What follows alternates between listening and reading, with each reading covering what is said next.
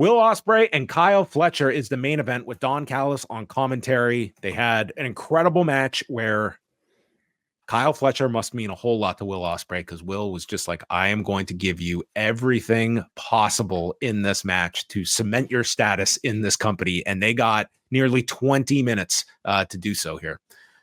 Some of the highlights included Kyle Fletcher hitting a brain buster. So they played off the neck damage that Konosuke Takeshita delivered to Ospreay.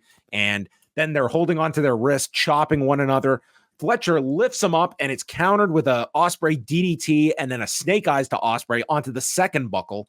Ospreay hits an Os cutter on the edge of the apron. There's a tiger driver, reversal of tombstones, ending with a poison rana by Ospreay. And when he climbs up to the turnbuckle for the leap of faith, he is knocked off balance, and Fletcher goes for a dragon suplex off the top, which Ospreay flips over, landing on his feet, connects with a Liger bomb, and then Fletcher gets this big last ride power bomb. Ospreay kicks out. There's a poison rana off the turnbuckle that spikes Kyle on his head, and then a hidden blade for a near fall. Kyle gets to his feet. He's striking with Will, and then another Os cutter. Kyle kicks out. Place goes wild, and it ends with Kyle on his knees, knowing that he is defeated, and tells him to just bring it, and he is nailed with the hidden blade. 19 minutes and 23 seconds as Will gets the victory, and the two embrace and shake hands afterwards. Before we get to the final scene, your thoughts on Ospreay's in-ring Dynamite debut since signing? I thought this match was, amazing. It feels like an understatement. I think there are people talking about Takeshita versus Ospreay being a potential match of the year candidate. I like this match more than Ospreay versus Takeshita.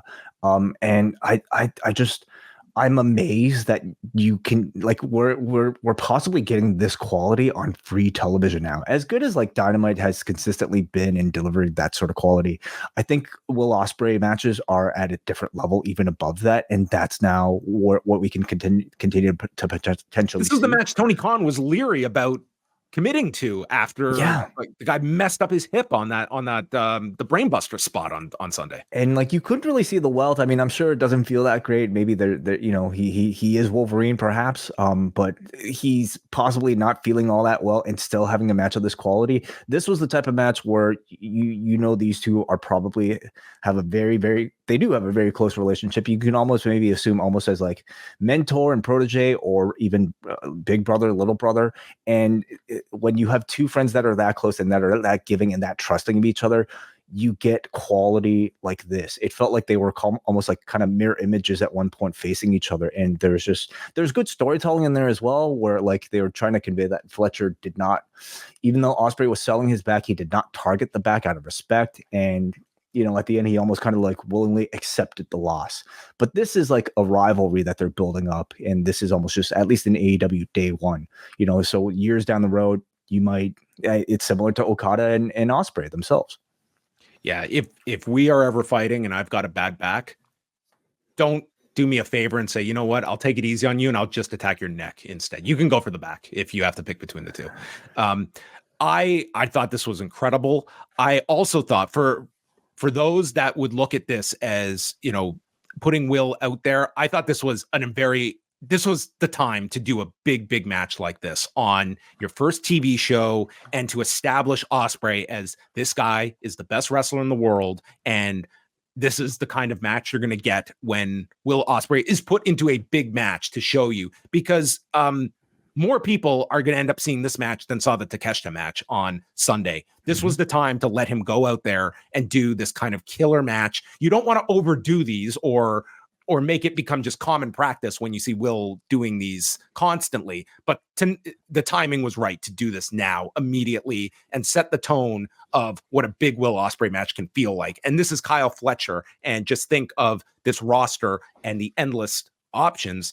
The first one that we're going to direct you to, of Bryan Danielson, who walks out at the end of the night to just stand in the ring with Will Ospreay, and it goes off the air. And it's like this cliffhanger ending of pointing you in the direction of where they're going. And I mean, you look at this graphic, I mean, you certainly are led to believe of like there is dynasty right in your face. And Bernie Danielson's birthday is not that far away, so if Brian's going to cram them in, we should be very grateful that they're at least having this overlap in their careers. Now, I mean, yeah, I know Danielson will probably come back eventually to do big matches, but man, now is the time to do something like this. What a pay-per-view level match that is. You're 6 weeks away. I think that could be, it's a giant match to do. Huge.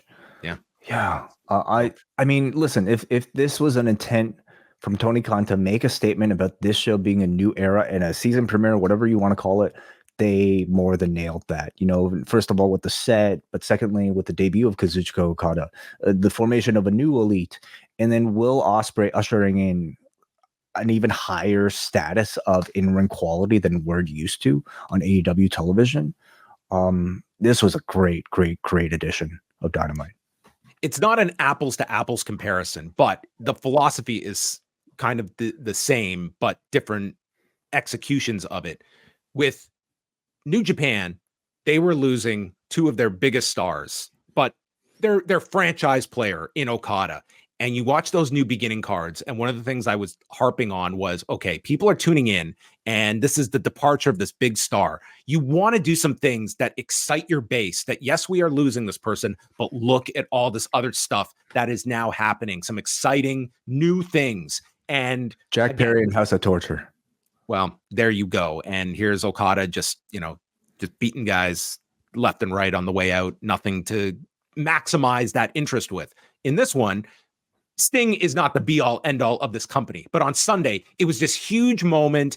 Everyone was into it. And tonight, if not handled with certain importance, it could have felt like, oh, what a come down from Sunday and this big emotional high. And now Sting's gone and we're looking backwards. Instead, they used 2 hours to tell you, yes, there's this huge outgoing star, but look at all of the stuff that we have going on here. Tonight was all about buckle up for all these different directions that we have going on, from Okada to Osprey and Danielson, like up and down. And Swerve. Everything was about looking forward and making you excited about this next chapter and branding it as such as the next era of AEW. I thought they did as strong a follow-up to one of the best shows in company history on Sunday, and following it up with a show that immediately sparks a lot of intrigue in the company of where they're going and building that excitement. And building interest for big business simply because of the quality of this show. You know, this could have been an off week for them if they wanted, right? You know, you're in between one pay-per-view that people are considering one of your best ever